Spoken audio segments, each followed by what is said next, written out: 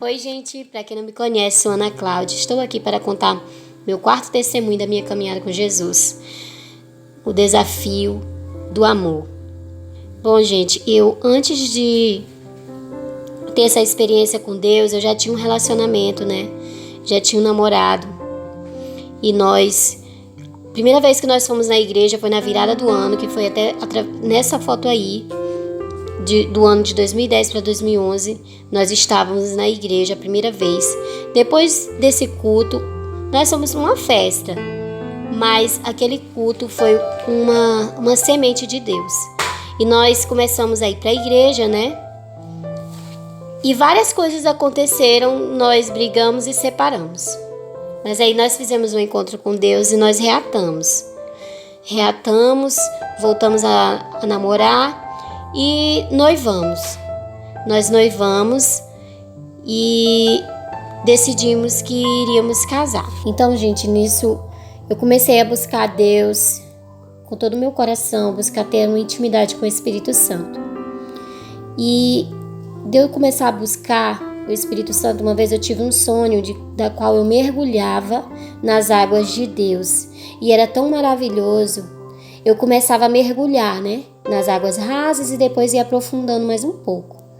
Porém, teve um momento que, como uma voz dizia, que eu não podia mais mergulhar, ir para o mais profundo.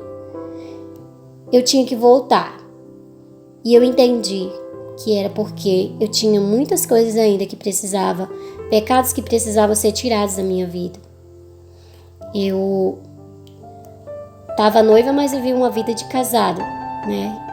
E a Bíblia, ela é bem séria com relação a isso, né? E aquilo me doeu dentro de mim. Eu comecei a chorar na presença do Senhor por causa disso. E eu decidi fazer um propósito com o Senhor, da qual eu só ia me relacionar com meu marido depois que a gente se casasse. E eu falei para o Espírito Santo que se fosse mesmo de Deus de eu casar, ele ia agir no coração do meu esposo, do Wagner, e ele ia aceitar. E eu falei para ele, se a gente ia casar, por que a gente não podia fazer esse propósito, né? E eu fui fiel a esse propósito. E tomei essa decisão porque eu escolhi não perder o Espírito Santo. Eu queria o Espírito Santo mais do que eu queria o meu esposo, mais do que eu queria um casamento. Eu coloquei ele em primeiro lugar na minha vida. E foi assim, e nós casamos. Então, em fevereiro de 2012 nós casamos. Foi apenas no cartório. Não teve grandes festas, mas eu sei que Jesus estava no controle de tudo. E no começo tudo é maravilhas, não tem problemas, né? Mas com o passar dos dias a gente vai percebendo que o casamento, quando você casa, é aí que o desafio começa.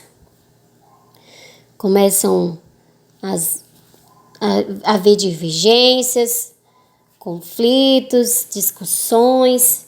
Afinal, é duas pessoas totalmente diferentes, né? Vivendo no mesmo lugar, no mesmo teto. E antes, a gente só namorava. Quando a gente brigava, cada um ia para o seu canto, cada um ia para a sua casa e estava tudo bem, né?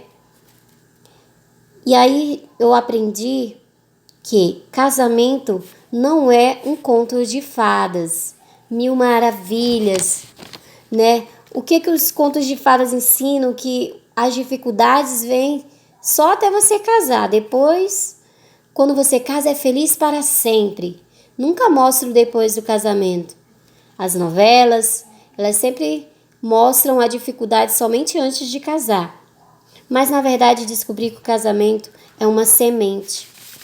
É uma semente da qual precisa ser constantemente regada e cuidada. Uma jornada diária da qual requer paciência para esperar o tempo certo do outro, pois também costumes de uma vida toda não se muda da noite para o dia. Depois de regar e cuidar, é preciso descansar. E quando descansamos, entendemos que fizemos a nossa parte e agora é a parte de Deus. E quando a gente cuida bem, rega, nós temos colheitas, nós temos retornos para a nossa vida. E casamento também é uma construção. Jesus disse para construirmos a nossa casa no solo firme, pois quando vier os ventos, as tempestades, essa casa não vai cair. E a mulher tem um papel fundamental na edificação da sua casa, como a Bíblia diz que a mulher sábia edifica a sua casa.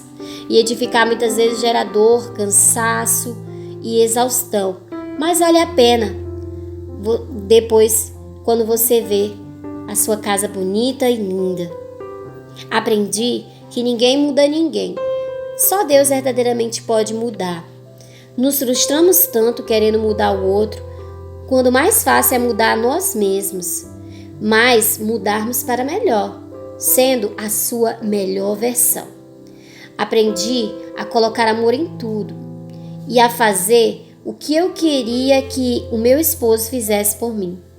Por muitas vezes achei que meu casamento não tinha jeito devido às nossas diferenças. Até que um dia, em oração na madrugada, Deus falou comigo que Ele não se agradava da separação. E eu achei lindo Deus falar comigo. Eu amei. Deus mudou meus lábios e a minha visão. Percebi que as nossas diferenças nos completam. Não o compreendi algumas vezes e também não fui compreendida. Mas está tudo bem. Nem eu mesma às vezes me entendo. Eu sou o toque de amor na vida do meu esposo e ele é o toque de força e vigor na minha vida. Já fiz várias campanhas por harmonia e paz no meu lar, mas as maiores foram as que o Espírito Santo me guiou, dizendo: faça 7 dias do abraço, 7 dias do beijo. Parece que esses eram os dias em que menos era merecido, mas sempre vale a pena obedecer. E a gente sempre verá, sempre iremos colher os frutos daquilo que a gente planta. Então, querido, eu quero dizer para você lutar pelo seu casamento, buscar em Deus, buscar que Deus seja o centro da sua vida. No livro de Coríntios 13, diz assim, 1 Coríntios 13, ainda que eu falasse a língua dos homens e dos anjos e não tivesse amor, seria como metal que soa ou como o sino que tine. E ainda que tivesse o dom da profecia e conhecesse todos os mistérios e toda a ciência, ainda que tivesse toda a fé, de maneira que tal transportasse os montes e não tivesse amor, nada seria. Ainda que distribuísse toda a minha fortuna para o sustento dos pobres, e ainda que entregasse o meu corpo para ser queimado e não tivesse amor, nada disso me aproveitaria.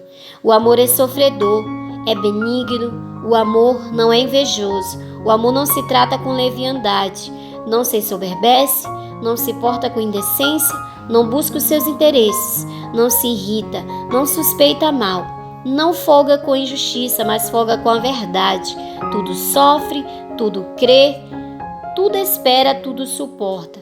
O amor nunca falha, mas havendo profecias, serão aniquiladas, havendo línguas, cessarão, havendo ciência, desaparecerá. Porque em parte conhecemos, em parte profetizamos. Mas quando vier o que é perfeito, então o que é em parte será aniquilada. Quando eu era menino, falava como um menino, sentia como um menino, discorria como um menino. Mas logo que cheguei a ser homem, acabei com as coisas de menino. Porque agora vemos por espelho em enigma, mas então veremos face a face. Agora conheço em parte, mas então conhecerei como também sou conhecido. Agora, pois, permanece a fé, a esperança e o amor. Estes 3, mas o maior deste é o amor. A palavra de Deus sempre tem algo para nos ensinar. Então, querido, busque no Senhor.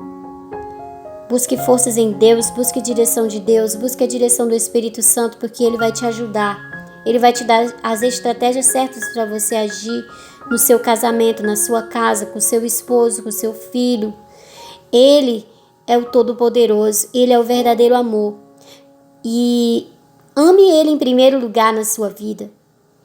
Eu tenho certeza que tudo vai mudar quando você amar Ele em primeiro lugar. Fique na paz do Senhor Jesus.